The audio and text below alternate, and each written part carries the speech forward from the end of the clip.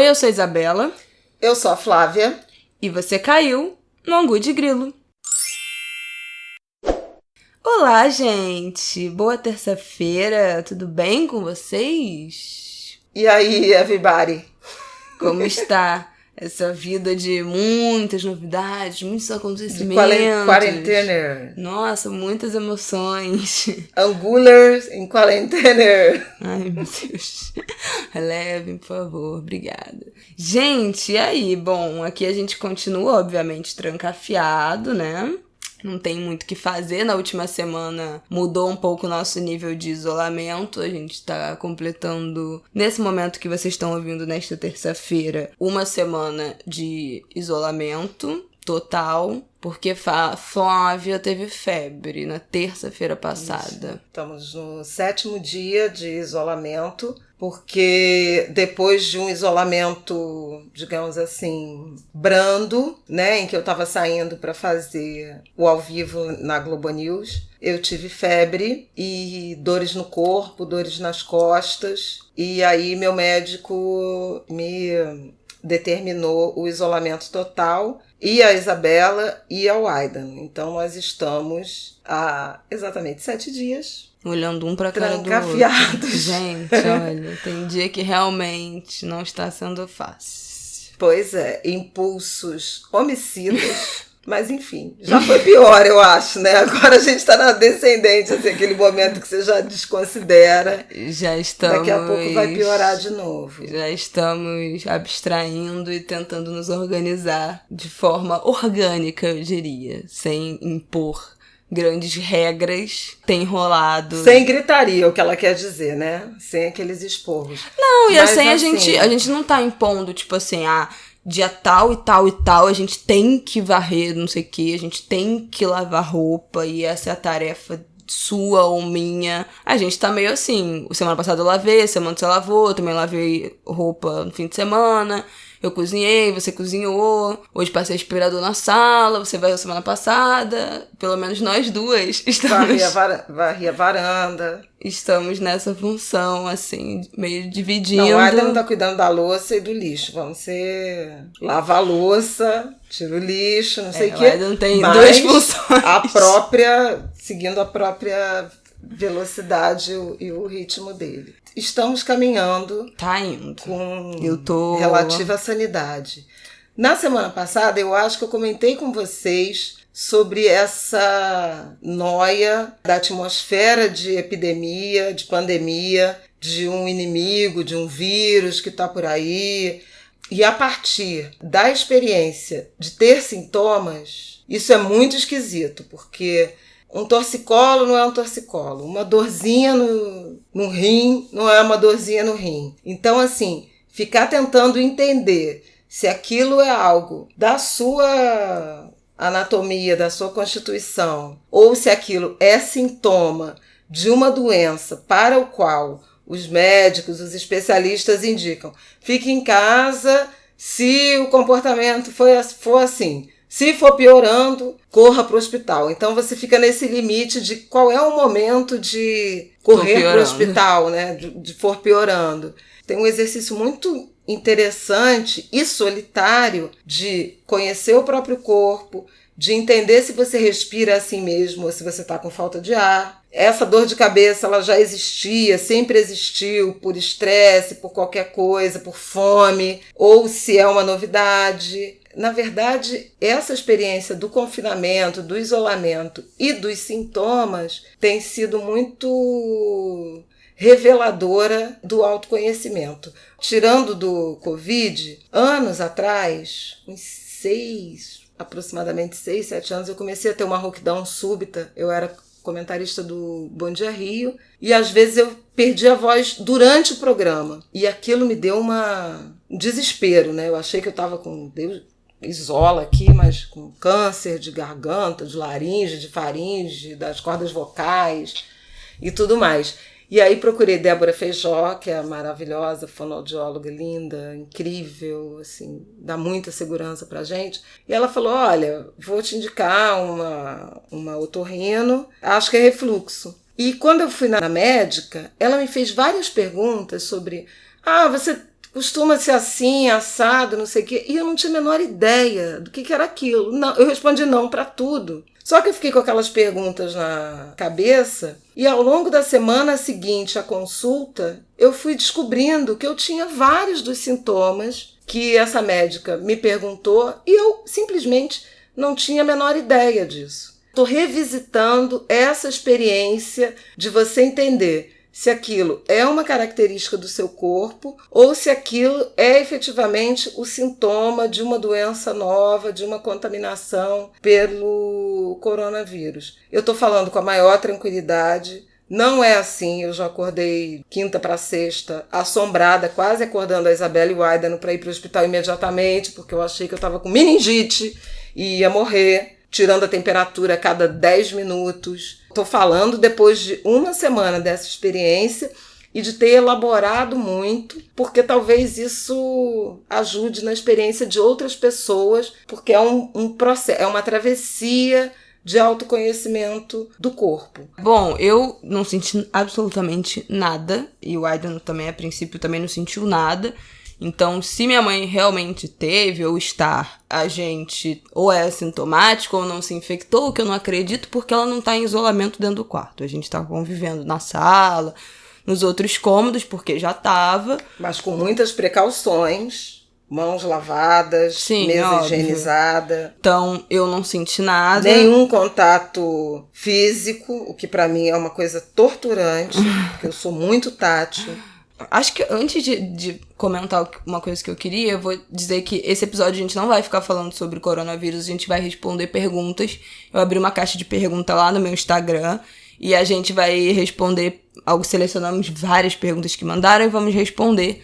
Só fazer o último comentário, que eu sou uma pessoa que somatiza muito no corpo. Muito, muito. Estresse, tristeza, ciúme. Cada emoção que eu tenho passa pro corpo de uma forma diferente. Então, tensão de trabalho, eu fico com torcicolo, com o pescoço travado. E me dá um tipo de dor de cabeça que eu já sei que é porque o meu pescoço travou. Então, não adianta eu tomar analgésico, eu tenho que tomar relaxante muscular. Mas tem outro tipo de dor de cabeça que eu sei que é porque eu não tô usando meu óculos, também não adianta tomar remédio, então tem vários, quando eu tenho alguma situação de ciúme, a minha perna fica dormente na hora, completamente dormente. Eu acho que isso vai um pouco aí dessa somatização, eu fui aprendendo a entender e saber tudo como eu sinto, tudo que é estranho, do que pra mim não é normal, porque eu já fiquei doente milhões de vezes, não doenças sérias, obviamente, mas a minha imunidade não é boa. Então, de tanto ter crise de rinite, virose, doenças XYZ emocionais, doença articular, tudo isso, eu já meio que entendo o que é meu. Então, eu não fiquei muito nessa noia na última semana de será que eu vou sentir alguma coisa? Será que eu tô sentindo alguma coisa? Será que, sabe, esperando aparecer algum sintoma? Porque eu sabia que se fosse pra aparecer, eu ia sacar na hora que não é alguma coisa minha, porque eu já tenho as minhas doenças, minhas dores de estimação. Também não tô apavorada de ter pego ou de pegar, porque acho que chegarei lá em algum momento. Como a gente já falou do nosso nível de exposição no episódio passado, que a gente invariavelmente vai ter. Mas por aqui está tudo tranquilo. 7º dia dentro de casa, convivendo intensamente. Mas eu acho que a gente tá sabendo lidar com isso sem surtar. Respeitar os espaços individuais. Eu tenho cuidado muito das minhas plantas. Já eu estou numa relação intensa com um aspirador de pó dos anos 2000. É um caso de amor. Resgatei um aspirador de pó velho daqui de casa e nós estamos marcando encontros praticamente todos os dias pelos cômodos, porque o piso do meu quarto é branco, então cada fio de cabelo que cai da minha cabeça e fica no chão me dá uma agonia que todo dia agora, nos últimos dias, todo dia eu passei o aspirador que eu não tô aguentando. Meu banheiro também, o piso é branco, e aí você vê a sujeira pula na sua cara, ela te abraça, ela te dá bom dia, boa tarde, boa noite todos os dias, e eu não aguento. aguento. Ah, não, mas piso branco nas áreas frias é uma escolha minha justamente por isso, para não disfarçar a sujeira. Pois é, mas aí é uma obsessão. A cozinha também fica suja, eu vou lá com o aspirador, aspirando a cozinha, o tapete da cozinha. E aí as paredes brancas, em casa tem muita parede branca. E as teias de aranha. No fim de semana fiquei passando aspirador na parede pra tirar as teias de aranha. Mas enfim, já tô vendo receitas caseiras de limpeza no YouTube, perguntando pra minha avó indicação de produtos de limpeza que tenha cheiro bom pra deixar cheiro depois que limpa. Não fala a marca que a gente não tem. Não, marca não. Enfim, é isso. Essa é a atualização aí do nosso diário de quarentena. Acho que vale para registro dizer como estamos, ainda mais nessa semana que a gente não pôde sair nem pra ir no mercadinho da vida e ainda falta uma semana, né? Saudade do meu namorado. Prestem atenção, cuidem-se bem nessa semana. As coisas vão começar a ficar mais difíceis. Voltem no Angu de Grilo da semana passada, o trecho final que é dedicado à saúde mental, algumas orientações, inclusive da Associação Brasileira de Psiquiatria, na direção de preservar a saúde mental. Uma das coisas que eu me comprometi a fazer e no fim de semana eu me dediquei a isso foi um pouco mais de leitura na questão religiosa, né, nas explicações espirituais. Eu também cuidei muito do meu corpo e da minha relação com os meus orixás, com a minha religiosidade. Sexta, sábado, domingo, hoje, segunda, né, segunda para terça. Tem sido muito importante para fortalecer esse lado espiritual quando o físico deu uma assustada. E temos perguntas sobre isso, da Ariadne Oliveira e da Karina, sobre o que a gente pode extrair do aspecto espiritual a respeito disso. Ela até pergunta se a gente acredita em karma coletivo, a Ariadne, e a Karina pergunta o que o candomblé diz dessa relação da pandemia com o Molu. É engraçado que meu pai é o Baluayê, né? O Molu, o Baluayê são o mesmo orixá, que é um mito lindíssimo, né? De um orixá que encarna a saúde e a doença, né? Ele tem o dom da cura, mas não nos livra da doença. Isso é interessante, porque não tem essa coisa binomial das religiões judaico-cristãs, que é o bem, a doença é o bem, o mal e a cura é o bem. A cura existe porque a doença existe, né? E porque a doença existe, a cura vai aparecer. Então, são coisas atadas. E o Baluayê, ou o Molu, entrou muito na modinha, né? Desde que começou essa história da pandemia, que é o orixá que a gente pede maleme, perdão e cuidado.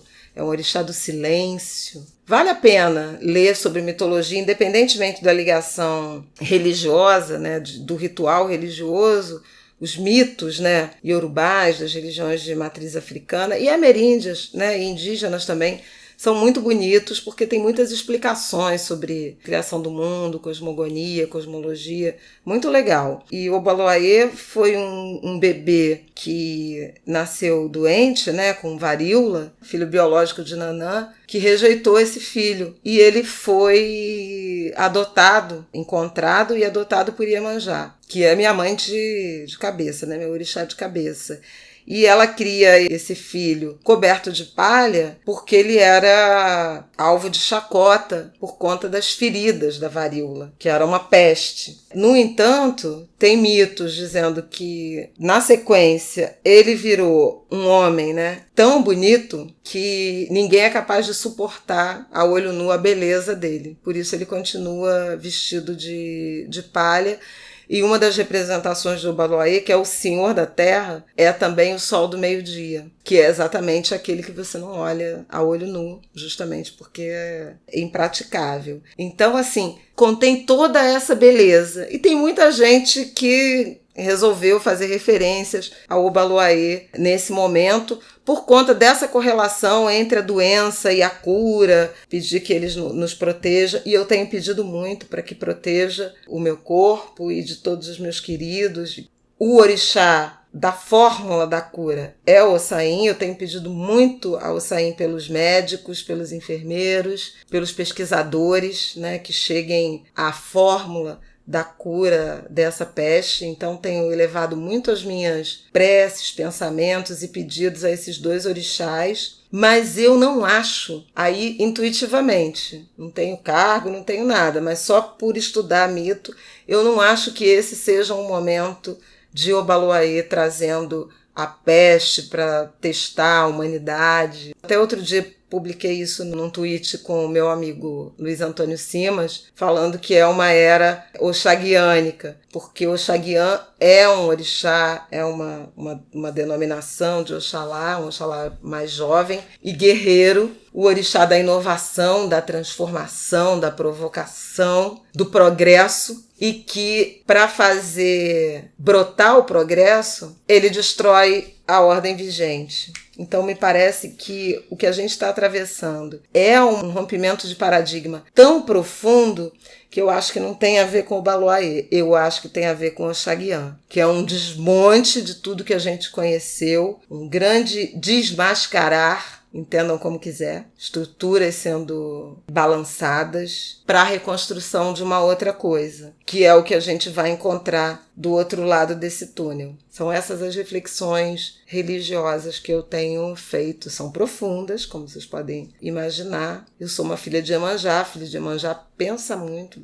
Bom, pelo amor de Deus, vamos falar de coisas mais leves, né? Nesse podcast, em nome de Jesus e de todos os orixás. Temos perguntas mais leves aqui, que eu acho que vale da gente, porque a Isabela né? A gente não pode falar de corona só, não sei o que, já são várias perguntas. Pelo amor de Deus, Aí eu falei, então eu concordo, vamos perguntar para ver o que as pessoas querem saber, além de coronga. Ah, deixa eu só me retratar aqui. A Júlia também perguntou essa explicação, entre aspas, do candomblé. Então, só para não dizer que eu não li a pergunta da Júlia MLM, eu li, tá, Júlia?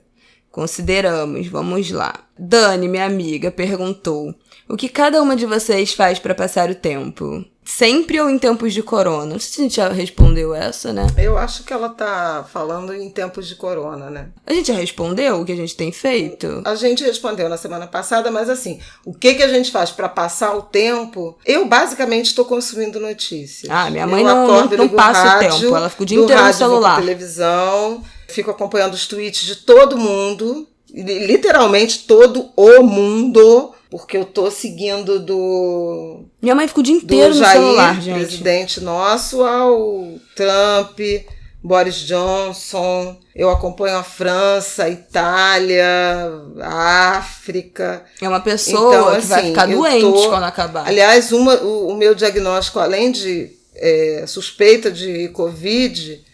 Meu médico falou, é Covid mais estresse mais infodemia. Pesquisem, porque eu me identifiquei muito com isso. Comentei com uma amiga que também nunca tinha ouvido esse termo, mas é exatamente esse distúrbio, essa perturbação, esse incômodo, essa ansiedade que nos dá pelo consumo excessivo de informação e informação ora verdadeira, ora falsa. Então você não sabe em que acreditar e a gente está exatamente mergulhado nesse caldeirão de fake news, de informação verdadeira, de checagem, de busca, de compartilhamento, e isso já foi identificado e diagnosticado como uma doença dos nossos tempos. Minha mãe fica o dia inteiro no celular e vendo notícia. É insuportável, não sei como ela aguenta, porque eu fico doida se fico assim. Eu tenho me ocupado muito de arrumar coisas, eu acho. A coisa que eu mais tenho quando eu tô meio de saco cheio, assim, de ver notícia. E eu fico muito impressionada que as pessoas estão, mas eu não tenho mais nada pra arrumar. Gente, é impossível. Em uma semana você não tem mais nada pra arrumar na sua casa, em 15 dias. Eu nem cheguei no meu armário ainda tem tanta coisa que eu quero arrumar e que eu quero limpar. Eu aprendi a jogar gamão vendo um vídeo da Fernanda Gentil, que a Fernanda Gentil ensinou a jogar gamão. Aprendi no vídeo e tenho jogado no meu celular gamão, buraco, vários joguinhos no celular que também me tira da notícia quando eu tô com preguiça de fazer alguma coisa. Não tenho visto muita série, não tenho assistido filme. Eu acho que eu tô basicamente... Eu comecei a fazer no fim da semana passada, me alongar. Não fiz ontem nem hoje. Já errei, mas... Semana passada fiz aula de afrofunk no Instagram, maravilhoso. Perfil da Thaisa Machado. Faz um trabalho incrível de aula de funk, com toda uma militância feminista negra por trás. Ela é uma mulher muito, muito incrível. @afrofunkrio no Instagram.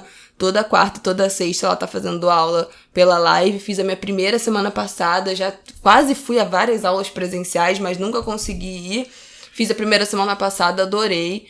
E também tô tentando criar esse hábito de dar uma alongada na varanda, no sol, de biquíni pra já tomar um sol, pra dar uma levantada também. Ainda não comecei a ler as coisas que eu queria ler, mas uma outra coisa que eu comecei a fazer hoje, na segunda-feira, foi começar a usar um celular antigo meu como despertador, não usar mais o meu celular. Porque eu acordava, já pegava o meu celular, já começava a ver o WhatsApp, rede social, ficava tempão deitada na cama, já mergulhada naquilo, já acorda naquele, né, aquele monte de informação que chega.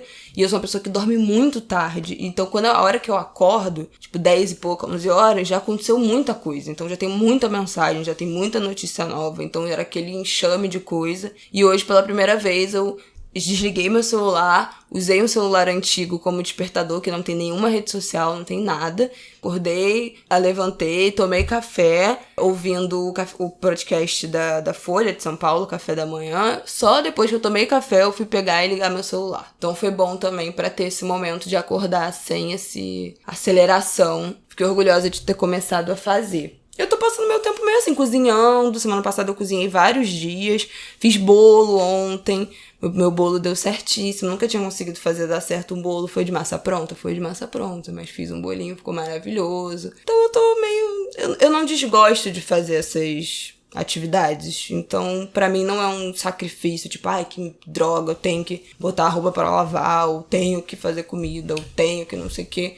Não é coisas que me incomodem muito, não. Até porque eu gosto muito de coisa limpa. Então, eu fico tão feliz depois quando eu vejo tudo limpinho, cheiroso, que eu falo, putz, até que valeu. Bom, além de consumir jornalismo intensamente, tenho trabalhado de casa, né, na rádio, coluna do jornal, escrevendo meus tweets, fazendo minhas provocações. Também já cozinhei, também já lavei roupa, jardinagem, como eu já mencionei, fiz um suco de proteínas para as minhas plantinhas. Que eu acho que isso que você tem mais feito, terra, que não seja trabalho, fiz bastante, porque elas estavam meio sofridas. Não, mas eu tenho feito outras coisas. Eu tenho lido muito, mas aí vai cair no corona. Por exemplo, um ensaio que o Siddhartha Ribeiro escreveu na Ilustrada no domingo, muito bom na Folha, uma linguagem muito contundente, mas muito interessante, porque o Siddhartha é um professor de neurociência, um cracaço, que eu sou fã dele há muitos anos. Um ensaio desabafo, sabe? Muito interessante, que eu recomendo quem puder procurar. A Folha também deu uma entrevista incrível com Achille Mbembe, que é o autor do conceito de necropolítica. Maravilhoso, sul-africano, e ele está muito espantado, né, com a chegada da pandemia. Eu li algumas coisas de candomblé, mitologia dos orixás, do Prande, candomblé bem explicado, orixás de Pierre Verger. Eu ouvi muito uns LPs antigos da Gal Costa. Senhora, sábado foi isso. Maravilhosos, e sambas de enredo antigos também. Eu quero recomendar a vocês a edição atual da revista Serrote, que é uma publicação do Instituto Moreira Salles. Tem 2 ensaios, os 2 que eu já li, tem outras coisas super bacanas, mas os 2 um eu já li inteiro e o outro eu ainda tô lendo, mas o que eu já li inteiro é o ensaio 1619, da Nicole Hannah Jones, que é a jornalista do New York Times, que coordenou o projeto 1619, lançado lá no ano passado no New York Times, que 1619 é o marco, é o ano em que chega nos Estados Unidos, né, no que hoje são os Estados Unidos, o primeiro navio negreiro, o ano que inaugura a escravidão africana na América do Norte, nos Estados Unidos. E é uma peça jornalística maravilhosa. O ensaio é lindo, a revista tá linda. E o trabalho dela, ela é uma mulher negra, jornalista. Eu tive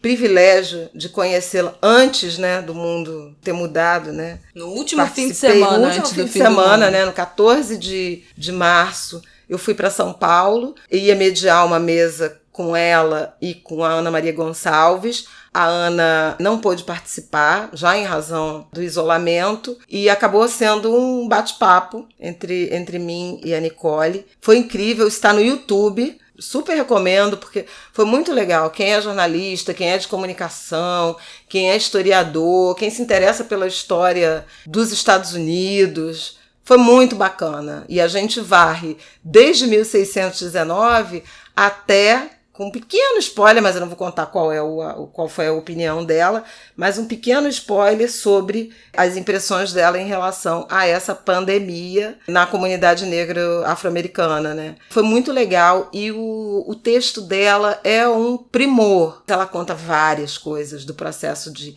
independência, coisas da história dos Estados Unidos que a gente aqui nunca soube, que eles estão redescobrindo, e o outro sobre o autor. A Isabela vai continuar falando e eu vou pegar aqui para falar o nome direitinho, mas sobre fascismo. Muito legal. Além disso, eu fiz uma live com a Winnie Bueno, o livro dela, Imagens de Controle, que está em lançamento, recomendo a todo mundo. Muito legal para esses tempos. Já fiz live com Lázaro Ramos. Também fiz live. Né? Ah, você fez live. Vou fazer mais live. Fiz no sábado live com a Bárbara Bárcia, que é uma das fundadoras da Fluxa Filmes, que é uma produtora de conteúdo. A live fez parte do Festival Se Acalme, que também era uma programação de 3 dias no fim de semana passado para pensar em outras coisas. Teve yoga, teve meditação, teve show, teve um monte de coisa. Falamos sobre ativismo digital, online, feminismo e como é que isso funciona. Legal, eu assisti.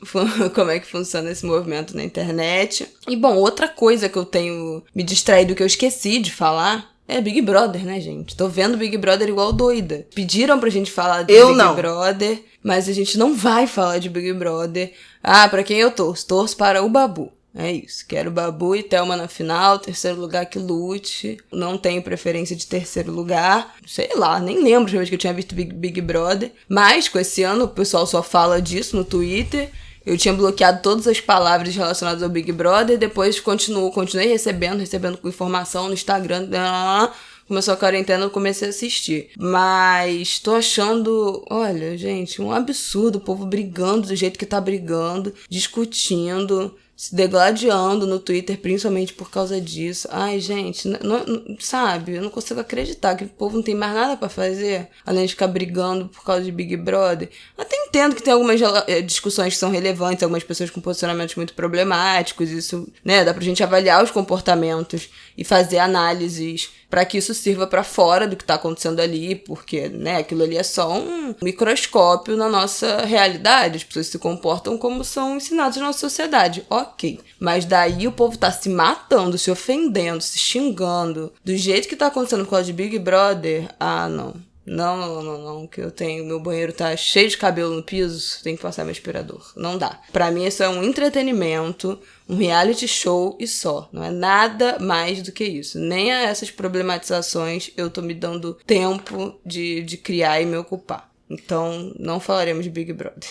E da Serrote também eu preciso indicar o Jason Stanley. A Política do Amigo e do Inimigo é o título do ensaio. Subtítulo é: O contexto histórico é insuficiente para explicar o fascismo, que manipula democracias apoiado numa estrutura de conflito permanente. Então tá, intelectuais negras. Então, olha... Flávia Oliveira. Não, eu super recomendo, porque assim, reflexões muito profundas sobre os nossos tempos. E aí o ensaio é um resumo do livro dele, Como Funciona o Fascismo. Anne está perguntando se eu fui uma adolescente namoradeira. Eu acho que foi, e eu acho que não tive conhecimento de todo o prontuário.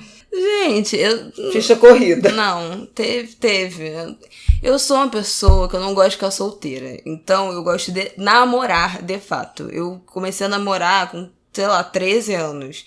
E sempre tive namoro... eu tô batendo nesse troço o tempo todo. Sempre tive namoro minimamente longo. Meu primeiro namoro com 13 anos, eu fiquei quase um ano namorando. Acho que foram 10 ou 11 meses. Depois eu tive um namoro com 15 anos de 1 ano e mais de 1 ano e meio. Aí com 18, eu namorei 4 anos. E agora eu tô namorando... Demorei depois, 6 meses. Depois já tô namorando há quase 1 ano. Então, assim, eu gosto de namoros longos. Tive peguetes. Fora os peguetes sérios. Eu ia muito pra night quando eu era adolescente. Depois que eu fiquei maior de idade, já não ia mais tanto, até porque eu comecei a namorar com 18 anos, aí eu fico mais sossegada mesmo. Mas eu gosto de namorar, não gosto de ser solteira, não. E eu agradeço. Mas como vocês podem ver, eu sou uma mãe que tive 2 maridos em 30 anos. Então, pros meus parâmetros... Não, mas assim, depois da minha vida adulta, depois de 18 anos, os últimos 5 anos, eu tive pouquíssimo tempo solteira. Fiquei 5 anos não, né, gente? Nos últimos 6 anos, eu fiquei 4 namorando, aí fiquei solteira meses, comecei a namorar de novo, fiquei meses, comecei 1 mês, 2 meses. Resumo pra quem é do candomblé, filha de Oxum. Ai, não consigo, gente. Eu detesto ficar solteira, acho muita função, acho chato. Ai, Deus me livre. Eu falei com os meus amigos, não, porque agora eu vou ficar solteira, eu vou me redescobrir. Eu não sei como eu sou Isabela adulta, sem um namorado do lado. Deu 2 semanas, eu tava pegando outra pessoa. Ah, não tem jeito. Já desisti disso aí. Vamos lá, próximo. Qual é o maior desafio hoje em ser mãe e filha uma da outra? Qual é o desafio? Mãe e filha uma da outra? Eu achei interessante isso, uma da outra. Não, tá, mas... Cada uma tem... Não, porque às vezes ela é minha mãe mesmo. Claro. Eu sou mais... É engraçado isso, porque eu dou esporro nela por alguns motivos, mas ela me dá esporro por outros. Em alguns momentos ela me dá uns esporros tipo de mãe, porque eu sou meio poliana, meio romanticona, meio sentimentaloide. A Isabela é capricorniana, muito pragmática. Qual é o maior desafio? Minha mãe fica mamãezando todo mundo. Tem um pouco de ciúme, mas tem um pouco de razão também. Muito mais razão do que ciúme, porque eu não sou a única que fala isso pra ela, tá? Queria dizer isso. E ninguém disputa meu lugar não, querida, porque eu sou the one and only tá na vendo? sua vida. Que eu criei com autoestima elevada. Coisa que, infelizmente, eu não tive na mesma intensidade. A gente vai melhorando as gerações. Não, desafio. Sei qual é o desafio, né? Não sei, a gente tá num momento tão tranquilo da nossa relação. Se perguntasse só... Confinada e tudo, a gente tá tipo... É verdade. Porque eu acho que a gente chegou depois de 10 anos de terapia, e isso é uma coisa que eu observo, assim. É muito difícil nós duas comprarmos uma briga uma com a outra. Isso é uma coisa que eu não lembro a última vez que aconteceu. E isso é uma coisa que acontecia há anos atrás, quando eu era adolescente, acontecia mais. Tipo, a minha mãe ficava irritada com alguma coisa e eu ficava mais irritada ainda com a irritação dela e respondia e nananã, sabe? A gente dava uma escalada, assim, no nível da briga. Hoje em dia, se a minha mãe fica estressada com alguma coisa e começa a reclamar, eu deixo ela falando sozinha. Eu não dou a menor confiança. Porque senão vira uma bomba. Porque eu e ela somos pessoas assim. Quando a gente, né, perde um pouco a mão, a gente exagera demais. Todo a gente mundo tem perde mão pesada aqui. o nível. Oliveiras tem mão pesada. Então, eu acho que a gente tem esse negócio do, entendeu? Uma segura ali a treta da outra, ninguém se estressa muito, ninguém vai comprando muito uma briga em cima da outra. E aí eu acho que a nossa relação ficou muito boa, mas é isso, né? São, 8 anos de terapia.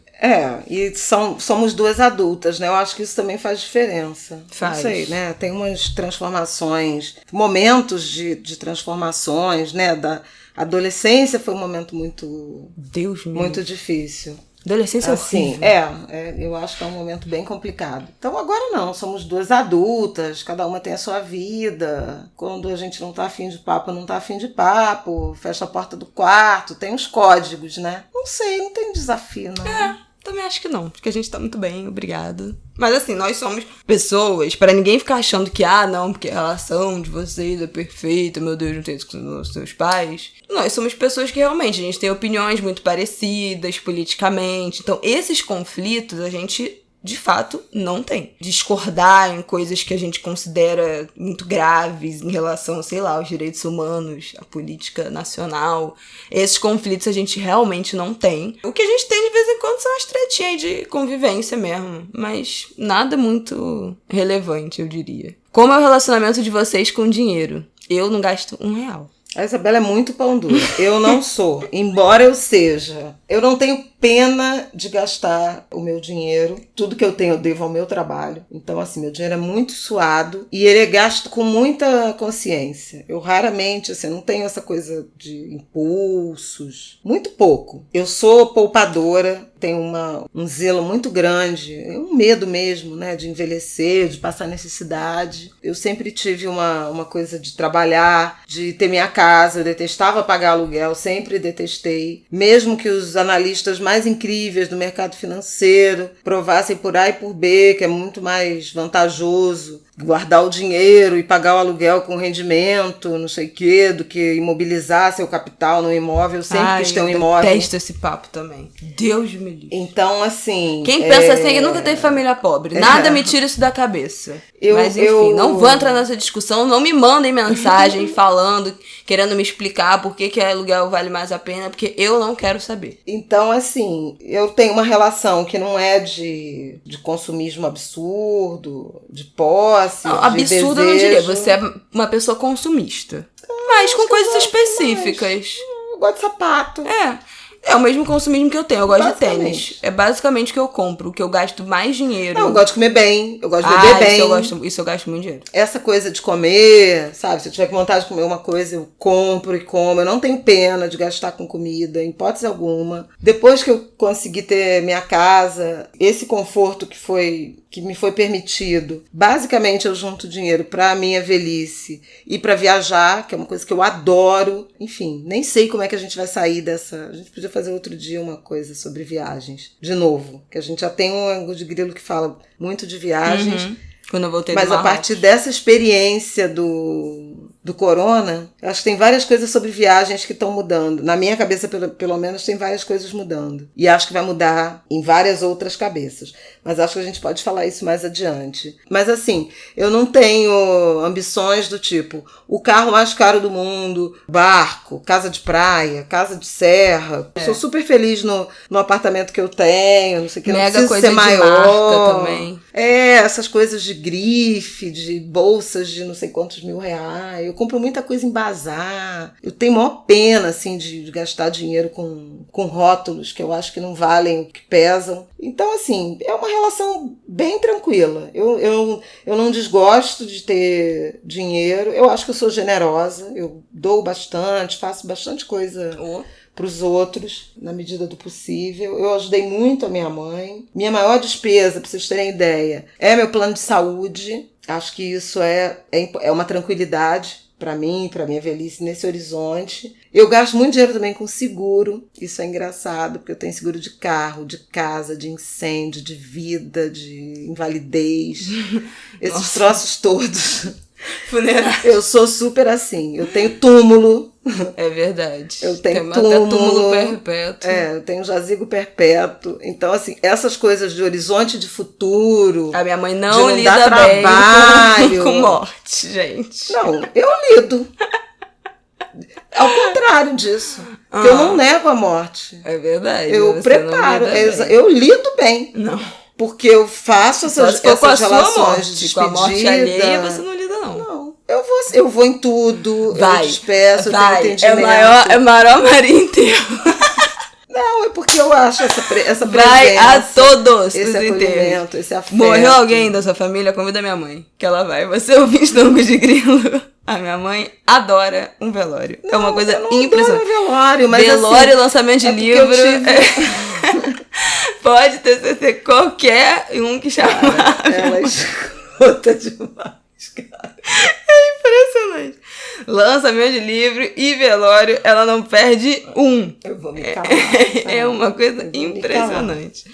Bom, já eu não vou a nada. Nem velório, nem lançamento de livro. Também não tenho pena de gastar meu dinheiro com comida. A única coisa que eu gosto mais de consumir de roupa, de acessório, assim, é tênis. Vocês já sabem, eu já falei isso aqui. Mas eu gosto de coisa de marca. Não vou mentir. Gosto porque eu gosto da história que tem atrás, do design que tem atrás, daquilo fazer parte do processo criativo de alguém, do material ser de... Óbvio que não são todas as marcas, tá? Que o mais caro quer dizer que é o material é de mais qualidade, mas essas grandes marcas de luxo, sim, tem um processo de escolha de material, de testagem, de cada peça, que é muito absurdo. Tem um documentário da Louis Vuitton que é incrível, que eu nunca consegui achar. Eu assisti uma vez, nunca mais consegui achar o nome. Se eu achar um dia, eu compartilho, que mostra todo esse processo. Quer dizer que eu tenho essas coisas? Não, claro que não tenho dinheiro. Mas eu acho que se um dia eu for milionária, eu vou gastar com essas coisas assim e vou gastar sem dó. Eu detesto, falei inclusive isso no Twitter, porque tá rolando essa polêmica por causa de Big Brother. Não, porque a Rafa tem um perfume de 6 mil reais e, oh meu Deus, não pode. Pode sim. Comprou com o dinheiro dela, com o trabalho dela, ninguém tem nada a ver com isso. Eu detesto essa patrulha no que os outros estão gastando dinheiro. Se você quer fazer uma crítica de, fulano é milionário e não faz uma doação, fulano é milionário e não ajuda a família, fulano é milionário e não faz uma boa ação pra ninguém, uma caridade, ok, aí você faz esse tipo de crítica. Agora, fulano é milionário, mas, meu Deus, tem uma bolsa de 5 mil reais, que é absurdo, não acho, o dinheiro dela, trabalhou, conquistou, compra o que quiser, se quiser rasgar, jogar no lixo, o problema dela, ninguém tem nada a ver com isso. Detesto esse discurso de culpar os outros pelo dinheiro que conseguiu trabalhando honestamente, não roubou, não sabe, deixa os outros. E é isso, mas eu sou muito mão de vaca com meu dinheiro, gasto, mas assim, com muita consciência. E gosto de gastar com essas coisas específicas. Comer, viajar e tênis. Isso nos leva para outra pergunta. Além do ângulo de grilo, quem perguntou essa? Nath. Além do podcast, há alguma coisa que vocês gostem muito de fazer juntas? Viajar, né? Viajar. A gente ama viajar junta. Somos ótimas. Dá muito bem. Junta. A gente somos ótimas companheiras de viagem. Muito mesmo bom. Num quarto minúsculo. 15 dias. Um banheiro, um quarto minúsculo, não sei o quê. A gente dá muito bem em viagem. A gente experimenta muita coisa. E as coisas que a gente não gosta de fazer juntas é super bem negociado. Por exemplo, eu adoro musical, a Isabela não gosta tanto. Então, eu vou pro meu musical e ela vai fazer uma coisa e depois a gente se encontra e janta. Eu vou pro meu museu, acordo super cedo, vou pro meu museu, não sei o quê. Ela acorda mais tarde, depois a gente toma café junto e termina de fazer a visita no museu. É super bem resolvido. Eu acho que é das coisas que eu mais gosto também com ela, viajar. A gente não tem trio. Tem gente que não se dá bem, né, em viagem. A gente não tem essa coisa. Eu não lembro de alguma viagem que a gente tenha brigado. Eu e você. Não lembro. Então viajar é uma coisa que a gente gosta muito de fazer junta. Dá pra gente puxar uma próxima pergunta que eu amei, que quem mandou foi a Emily Sena. Quais coisas você precisa fazer antes de morrer? Tem tanto lugar que eu quero ir. Eu acho que tem muita viagem. Viagem tem, mas eu acho que a gente... Vamos guardar esse negócio da viagem, porque eu acho que o coronavírus... Olha aqui, a reunião de pauta acontecendo aqui ao vivo. Eu acho que o coronavírus vai ser um marco em relação a essa coisa da viagem. Eu ando muito reflexiva em relação a isso que está acontecendo, com as fronteiras fechando, com os controles, com os voos que vão desaparecendo, as experiências nos aeroportos, os cruzeiros. Eu ia falar esse isso, que setor, a minha mãe eu acho que nunca mais vai ser o mesmo. Eu não sei nem se ele se recupera, sinceramente. Mas já estou dando spoiler do programa sobre viagens. Uma coisa que eu quero, eu acho que eu fiquei pensando, porque sempre que me perguntam isso, a primeira coisa que vem na cabeça é viajar. Vários lugares que eu tenho vontade de viajar e várias coisas que eu tenho vontade de conhecer que vem a partir da viagem. A África tem várias maravilhas do mundo que eu tenho muita vontade de conhecer, a Aurora Boreal, mas tudo isso é viagem, né, de certa forma. Agora, uma coisa que eu preciso fazer antes de morrer, sem dúvida, é ter um filho. Ponto. Isso é coisa que, assim, eu não tenho a menor dúvida. Uma neta. Eu tenho que escrever um livro, né, gente? Ótima, que essa obrigação é tipo, o que você precisa fazer antes de morrer? Ser avó. Então, tipo assim, não é obrigação dela, não. É pra mim, tá, queridas? Filha única aqui. Não, eu preciso ter um filho. Se sinta desobrigada, porque eu tenho uma legião de filhos adotivos do coração. Tá. Aí, tá vendo como ela é ciumenta? Eu não vou nem falar nada. É muito bom. Não vou citar nomes pra não constranger. Não, porque é uma lista que vai acabar amanhã. Exatamente. Vocês vão ficar até amanhã ouvindo aqui essa lista. Da quantidade de filho que Misericórdia. Tenho muita vontade de ter filho. Isso é uma coisa que eu tenho certeza que eu não vou morrer sem ter. É filho. Casar, eu tenho vontade de casar. Minha primogênita faz 30 anos no próximo sábado. Carol? Exatamente. Ah, tá. Filhada, no caso. Só pra Viu, escurecer. Não sou eu, tá, meninas? Mas casar é uma coisa que eu tenho vontade de fazer. Eu acho que eu poderia viver sem fazer uma festa de casamento, sem ter essa coisa esse grande evento do casamento, ok, mas ter filho não. Então, assim, se eu nunca casar, se eu nunca tiver um relacionamento, se eu não, sabe, que me traga um filho, que eu queira ter um filho com aquela pessoa, que eu venha ter um filho com aquela pessoa, eu terei filho sozinha. Isso pra mim não é uma questão. Pra mim, ter filho não depende de ter um casamento, entendeu? Por isso que eu falo que eu não vou deixar de ter um filho nunca. E casar, se acontecer, ótimo. Tomara que o Rafael não ouça esse episódio, gente. Senão eu vou ouvir até... Meu Deus, esse homem romântico. Vai falar, como assim? Como assim você não vai casar comigo? Mas enfim, eu acho que essa é uma coisa. Tem vários lugares que eu quero conhecer. Mas tem umas experiências, assim, que eu não faço muita questão. Que geralmente as pessoas falam, pular de asa delta, pular de paraquedas. Deus me livre, morro de medo de altura. Eu não tenho nada disso. Mergulhar, não sei aonde. Pavor. Não nem quero. voar, subir, mergulhar. Não tenho a menor vontade. Essa aqui é boa. Como vocês estabelecem limites das relações profissionais e afetivas entre vocês? Não estabelecemos. Eu nem entendi a pergunta. Esse projeto em particular é totalmente simbiótico, né, gente? Ele é ancorado em todas as nossas coincidências, os nossos cruzos, como gosta de dizer o Simas. É por ser mãe e filha, por ser jornalista, por ser carioca, por ser ativista, não tem como. Eu não acho, eu acho que eu vejo muito quando as pessoas trabalham juntas, né, da mesma família, mãe e filho, ou quando é um casal que trabalha junto ou trabalha pelo menos no mesmo lugar, como é que você separa o trabalho da casa e tal. E eu não sei se é uma coisa tão negativa assim, como a gente meio que aprendeu que era, né, que tem que...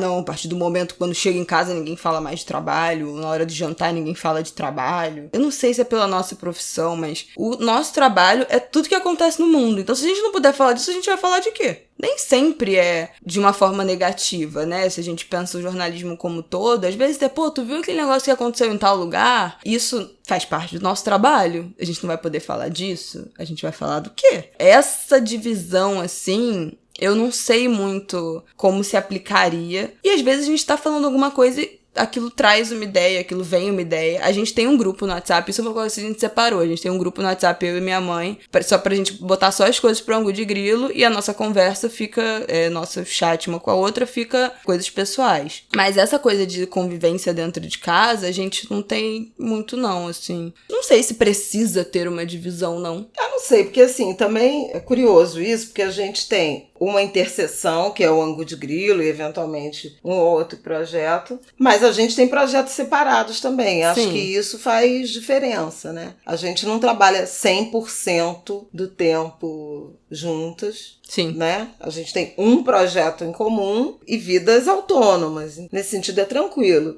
Eu não sei se quem é, 100% sócio, atividade principal de um e de outro se misturam, se isso faz diferença. Mas acho que, na verdade, o projeto profissional surgiu dessas afinidades. Ele é um argumento, ele é um fundamento do ângulo de grilo. Então, ele está na essência dessa nossa relação profissional. Bom, Mariana quer saber, disse que tem muita curiosidade em saber por que você escolheu o meu nome? Isso tem alguma razão especial? Olha só, eu acho que vem uma resposta aí que nem eu sei qual é. Não, porque o nome da Isabela, quando eu era adolescente, lá em Irajá e tal, eu queria ter uma filha, Ana Carolina. O nome da minha filha já estava escolhida no grupo da família, hein? Só que a Ana Cristina, minha irmã, de alma, de tudo, engravidou antes... E botou a Carol, que é a minha primogênita, que eu falei que faz 30 anos, sabe? Ana Carolina. Roubou o nome. Roubou o nome. Já que se você estiver ouvindo isso... Não, ela vai ouvir, ela sabe que ela roubou o nome, que é Ana Carolina. Então, beleza, não falei nada, fiquei tranquila. Minha mãe não fala nada. Tá vendo? Isso é uma característica. Minha mãe não fala nada, mas ela é rancorosa. Isso tem 30 anos e ela tá aqui. Eu não falei nada, eu fiquei tranquila. Não, fiquei tranquila, perdi. Não vou botar, vai ter 2 Anas Carolinas na família, né? Eu cogitava Ana Beatriz e Ana Clara. Ana Clara, por ser uma personagem de As Meninas, o livro de Lígia Fagundes Telles. No nosso episódio Livros da Vida, eu acho que eu citei esse livro. Falo da cena do pêssego, né? Então eu gostava muito. Só que o pai da Isabela é Paulo Sérgio. Ele tem nome composto. E ele se recusou, ele falou, não, vou ter uma filha com nome composto, de jeito nenhum, eu acho que nome composto não existe, eu sou Paulo Sérgio, meu irmão Zé Ricardo, eu acho isso ridículo, não sei o que lá. Aí a gente foi abrindo um leque de possibilidades e Isabela foi o nome que nós dois adoramos. Mas olha que engraçado, eu gostava de Isabela porque eu achava que o apelido poderia ser Isa, e eu adorava Isa como apelido. E ele, Bela. Ele ganhou. E até hoje eu chamo ela de Bela. Só de vez em quando que eu chamo Isabela. Mas assim, ele acabou ganhando e virou Isabela, por isso. Bonitinho, né? E o meu pai quase não me chama de Bela, tô pensando aqui. Meu pai me chama de Bela geralmente quando ele vai falar sério comigo. Ele me chama de Bela. Mas geralmente ele me chama de B, igual minha avó. Ah, é, sua avó chama. Minha avó me chama. E só quem me chama de Isa é a galera de São Paulo, realmente. Meus amigos de São Paulo, gente de trabalho de São Paulo, todo mundo me chama de Isa. Mas todo o resto, as minhas amigas do colégio, todo mundo, gente, sempre me chamou de Bela. E eu prefiro muito mais. Bom, meu Instagram é Bela Reis, né? E tem gente que me chama profissionalmente de Bela e eu fico doida. Pelo amor de Deus, gente, isso é um apelido. Meu nome profissional é Isabela Reis. Mas é isso. Então, na origem seria Ana Carolina. Mas, enfim, no fim das contas, eu tenho uma filha Ana Carolina e Isabela. Bom, acho que pra fechar, podemos terminar com a pergunta da Micaela Sena. Ela está pedindo pra gente dizer pelo menos uma coisa que admira uma na outra. A Isabela é muito franca, muito direta, de uma sinceridade assim que eu admiro e ela tem muita segurança. Vai lá e faz, sabe? Eu sou cheia de... Eu tenho um discurso mais seguro do que efetivamente eu me sinto. E ela é muito firme. E eu admiro, assim, muito capricorniana. Tô pensando. E é linda, né, gente? Mas aí... Porque eu acho que, assim, falar que a coisa que eu mais admiro da minha mãe é porque ela é uma mulher forte. Ai, sabe? Isso não me diz muita coisa. Acho que eu diria que é determinação pela superação de vida, que é outro clichê. Mas a coisa, sabe? Discurso de superação. Gente, eu sou um clichê ambulante. Não, mas esse discurso de superação, ai, minha mãe é muito guerreira, porque superou tudo. Mas não nesse sentido, assim, mas de ser determinada, de ter... Não vou usar a palavra de ter acreditado nela mesma. Não diria que eu acho que você acreditou em você mesma. Não é isso. Só fui desbravando. Mas de ter tido a coragem que foi necessária pra abraçar essas oportunidades, meter a cara e dar esses passos e não ter recuado nos momentos em que foram momentos chaves. Eu acho que essa coragem, assim, de quando teve a oportunidade de ter uma coluna de negócios, virar repórter especial, viajar pra outros países sem saber falar outro idioma direito e ter passado não sei quantas semanas fora viajando quando eu era pequena, não sei o que, não ter falado não. Porque eu acho que várias pessoas teriam falado não. Tipo, não vou passar... A gente até falou disso aqui já. Não vou passar 22 dias fora com a minha filha de 5, 6 anos. Ou não vou passar 10 dias na China, num país que eu não conheço, que eu não falo a língua que eu falo, que é completamente diferente. Isso há muitos anos atrás. Não era como se fosse ir pra China agora. Então, acho que teriam várias dessas oportunidades que outras pessoas teriam recusado. E ela foi, eu acho que a coragem, assim, de ter enfrentado... bonitinho, porque não quer dizer que eu não tenha tido medo, mas fui com medo. Não, porque eu não vou dizer que você é uma pessoa medrosa, mas você é uma pessoa muito mais sensível. Você pensa muito mais nas coisas. De avaliar, de não sei o quê, tem essa mais sensibilidade, uma pessoa mais sensível, que questiona muito, e que pesa muito, e que pensa demais. Então, acho que todas as decisões e essas coragens vêm com muito pensamento, muita sensação de, será que consigo? Será que vou? Será que devo? Apesar de tudo isso, foi uma pessoa que foi e fez, sabe assim? Vim, vivenci. Ai, tá, meninas. Acho que isso. Minha mãe é muito corajosa. Bebê. E é uma inspiração pra mim nesse sentido. Eu acho que isso me faz ser também como filha, crescer com esse exemplo de coragem, com certeza tem influência de eu ser uma pessoa muito determinada. Eu sou mais racional, realmente. Mas isso não quer dizer que eu não pese tudo, não quer dizer que eu não fique insegura em grandes decisões, não quer dizer que eu tenha certeza de tudo o tempo todo. Mas na hora que eu encasqueto com uma coisa na minha cabeça, não tem nada que tire. Exatamente. É uma determinação. Meu Deus do céu, é insuportável. E muito cerebral. Então, eu acho que isso tem a ver também com ter crescido com mulheres assim, né? Para além da minha mãe e minha avó, minhas duas avós. Muito... Minha mãe era totalmente, porque não tinha nem instrumento no sentido do letramento convencional, né? Uma mulher completamente intuitiva, uma força bruta mesmo. E muito aguerrida, de nunca desistir, de ser movimento o tempo inteiro. Então, acho que essa é uma característica que nos foi passada, né? A gente não fica parado. Pode dar errado, pode estabacar, pode sofrer e tal, mas foi lá e tentou. Isso é uma coisa que é muito nosso meio que lema familiar, né? Do, cara, se der errado, tô aqui. É meio, né? Teremos sempre um plano B porque a gente tá aqui. E é isso, vai, tenta, não deu errado, beleza, acontece. Não era pra ser, tenta outra coisa. Mas essa inércia não faz parte da nossa... A inércia, da nossa trajetória. Nem a covardia. Isso é uma coisa que Isabela era muito pequena e eu falava isso. Olha, sua mãe pode não ter sido a pessoa completamente feliz, mas lembre de mim como alguém que tentou desesperadamente, persistentemente ser feliz. Então, assim, mais do que realizar a busca, né, o caminho, essa perseguição, essa peregrinação é fundamental. Não ficar parado é o lema. Arrasou. Movimento. E minha mãe é uma ótima amiga também. Tem muitos amigos. Cuida muito bem dos amigos. Cuida dos amigos até demais. Alô, amigos. Mas essa coisa dela ser muito maternal, nesse sentido. Mas ótima amiga. Se preocupar, de querer resolver os problemas de Deus e o mundo. E ficar mal, e sofrer junto, e ficar preocupada. Eu não tô dizendo que eu não fico com os meus amigos, que eu me acho uma péssima amiga. Não acho que eu seja. Mas eu sou muito mais racional, eu sou muito mais solucionadora de problemas. Então, assim, tem um problema? Então vamos resolver. O que você precisa? Vamos resolver agora. Eu sou muito, dinâmica tem opção A, B e C. Não adianta você ficar sofrendo. Isso eu não acho bom, tá? O tempo todo, não. Esse espírito solucionador. Porque às vezes tem gente que não quer solucionar, que só quer reclamar, acho que as pessoas também têm direito de sofrer e tal, eu quero sempre solucionar. E a minha mãe não, nossa, e ela sofre junto, e ela fica preocupada, e não tem nem como ela resolver, como ela ajudar, e ela, eu tô tão preocupada com fulano, e conversa, e fala. Então acho que essa é uma ótima qualidade. Os amigos que estiverem ouvindo, por favor, digam se eu estou certa. Sei que estou. Nunca sinto frio, pois estou sempre coberta de razão.